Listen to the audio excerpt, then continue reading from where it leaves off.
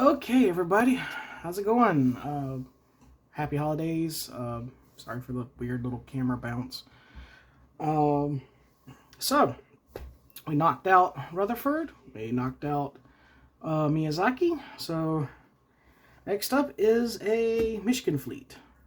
Since they're the third sponsor of the book, and I know some of the rules on Mishkin look a little intimidating, but like Rutherford, they're actually one of the easiest factions, the sponsors to play in the game. Um, so there's no real hard and fast rule of their vehicles. Andrei's Mishkin is Russian. He's a Russian engineer and everything. So a lot of, I think some of the best vehicles that work for the aesthetics of Mishkin is any kind of like Russian car, Eastern European bloc cars, or just in general European cars like this BMW. Um, and so that's kind of what I looked at. And you got international, and you've got some nondescript Matchbox, and then you got the two Fords, which aren't European, but they're concept car, the Ford GT90, and I think concept cars work really well for Michigan. One-off, high-tech cars, Pontiac Banshee is another good one that I know Hot Wheels made a good casting of. That's a good car to use. Any kind of fantasy casting from Hot Wheels works great for them. So if you've got those cars and you're not normally wanting to use the fancy cars, Mishkin is actually one of the better factions to pick up and use them. And so I got this little RS2000 to team up with the GT90, and then the international armored car. I usually use these armored cars as heavy trucks, but they're a little shorter than some heavy trucks I've made, so you could use it as a truck as well. There's no real wrong way to do that. And of course I got a DeLorean. Some people may remember that I did a Pink Slips build. The Pink Slips Drex with JDC. So yeah, I lost that card, so I'm going to do another one with this one. I love the pink glass. I know some people don't like colored glass. I've said it before, but I do. I think this pink glass on this car here is just super nice. I kind of like the, I guess you'd say like 80s Art Deco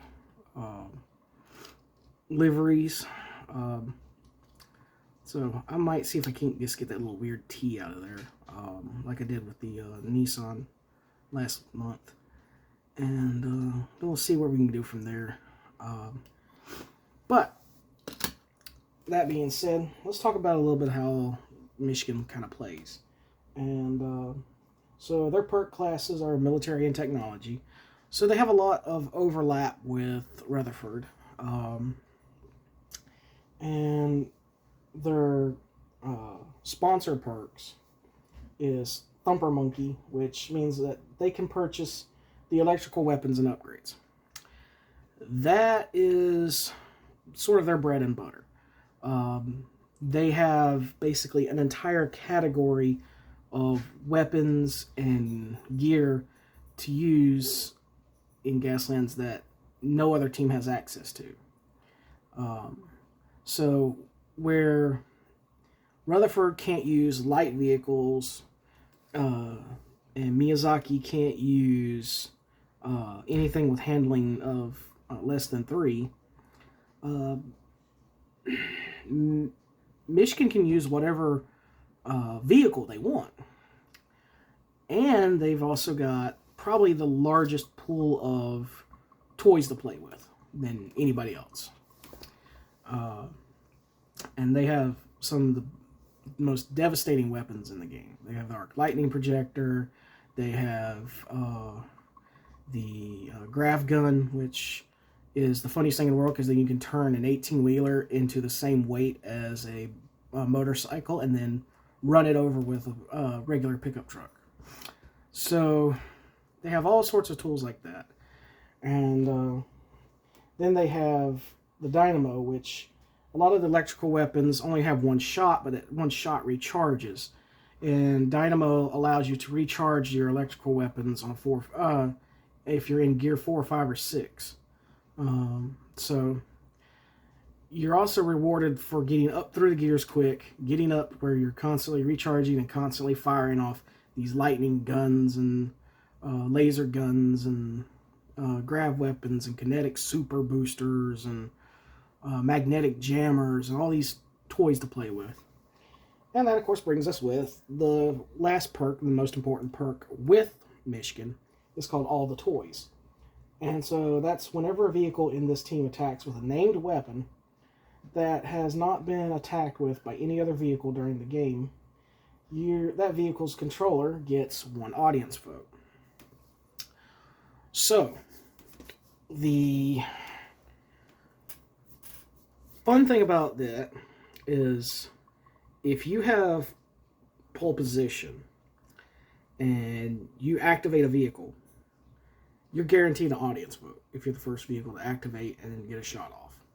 Because every weapon in the game is a named weapon. So if you... the joys of having a pit bull. If you have a pistol, if you're the first person to shoot a pistol, you get an audience vote. But more importantly, if you're the only Mishkin player, then every time you have one of your Mishkin vehicles firing a Mishkin electrical weapon, you're going to get an audience vote.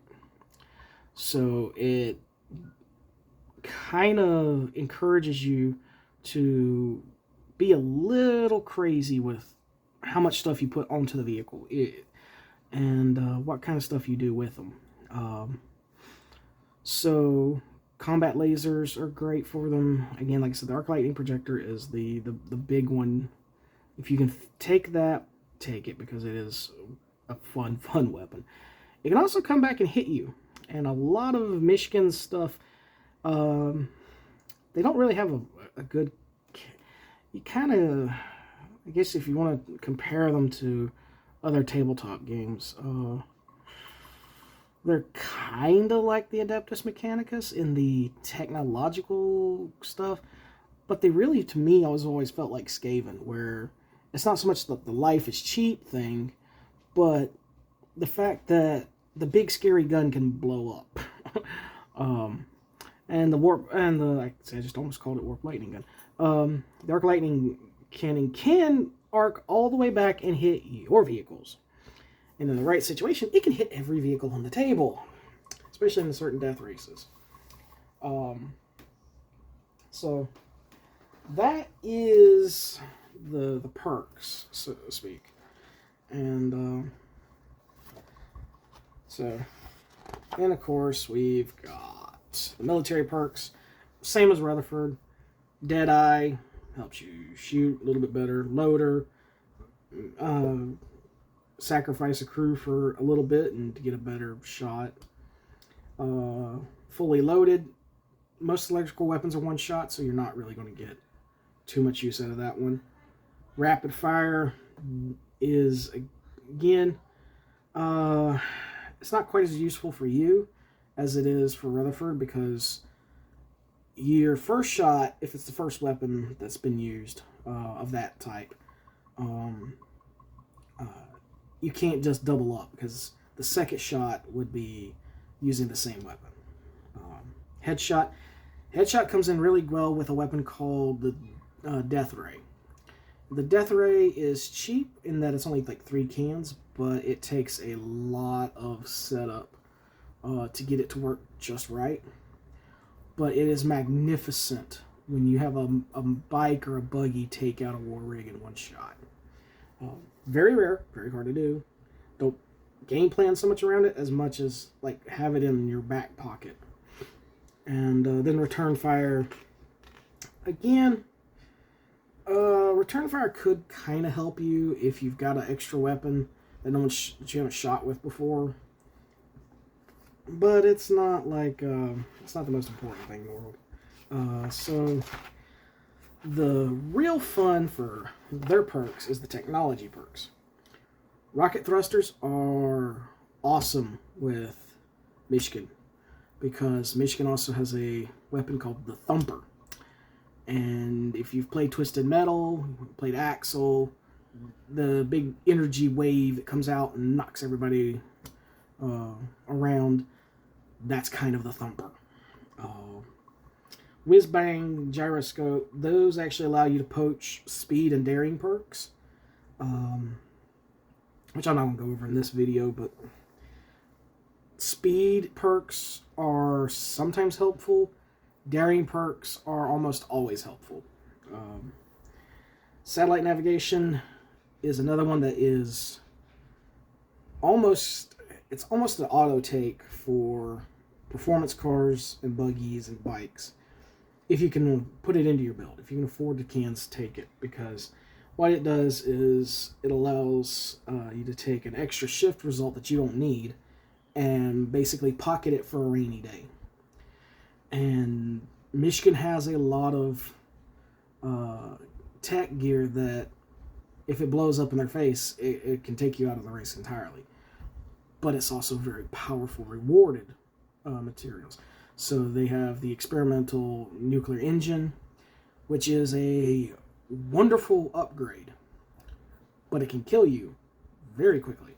And then you have the experimental teleporter, which is a little janky to use, but it's also really fun when it works. But you can rack up hazards with this team about as fast as Miyazaki and Slime. So it's good to have satellite navigation in your back pocket.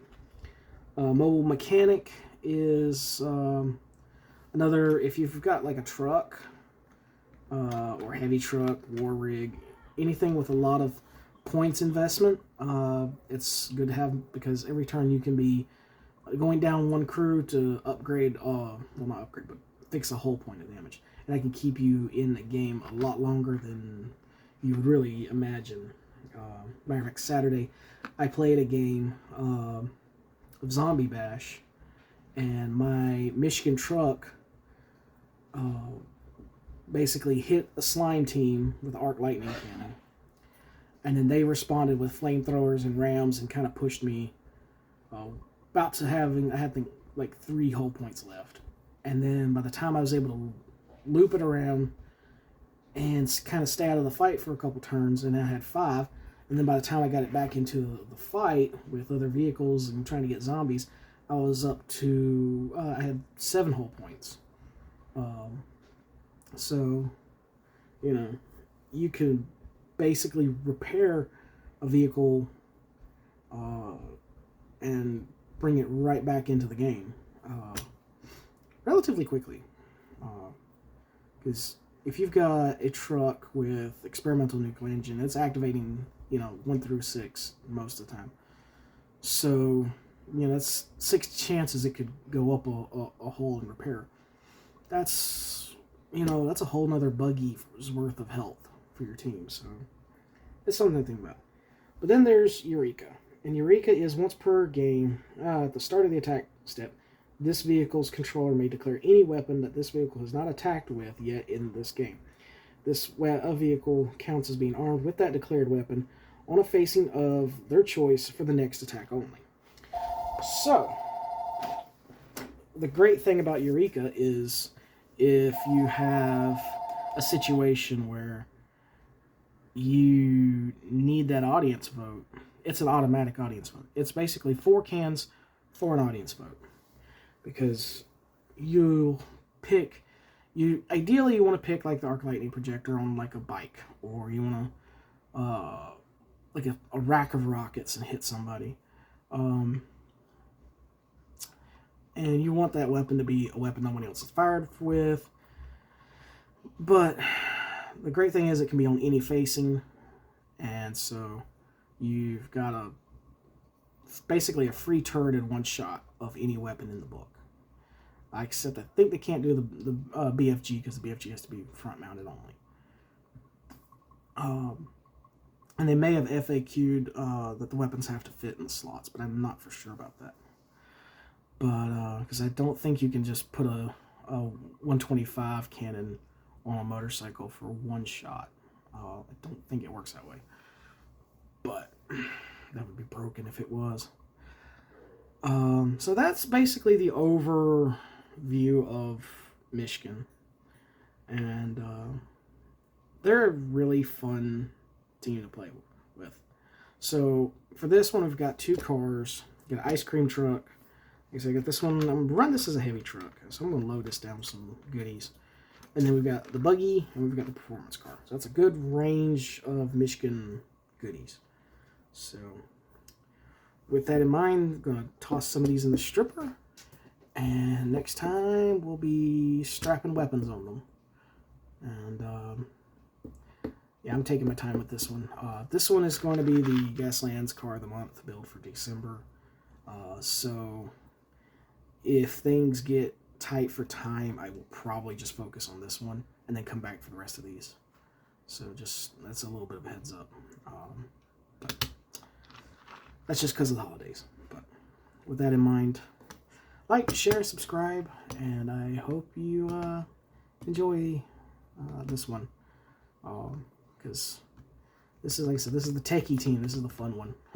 And again, like I said, the fact that they've got a lot of rules, but they're really easy to learn, and almost every sponsor in Gaslands is easy to learn, shows how good this game really is. So yeah, anyway, like, share, subscribe, and visit my store, King of Cats Crafts, on Etsy.